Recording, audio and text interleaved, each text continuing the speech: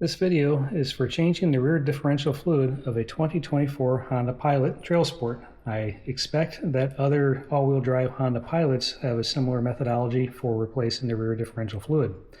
What you're going to need is 2 quarts of DPSF all-wheel drive fluid, 2 18mm washers, 3/8 drive ratchet, a length of hose, and a little funnel nipple.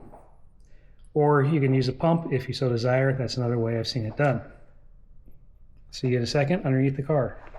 Starting at the rear of the vehicle and moving forward, you come to the IVTM rear differential. The drain plug is located right here. The fill plug is located right here. Always open your fill plug first to make sure you can get it loose before drain all of your oil out of it.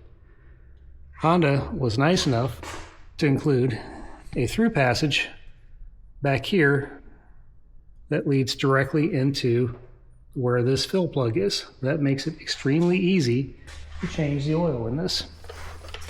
I was able to get my quart bottle jammed up in here, run my hose through this hole here, and directly into the fill tube.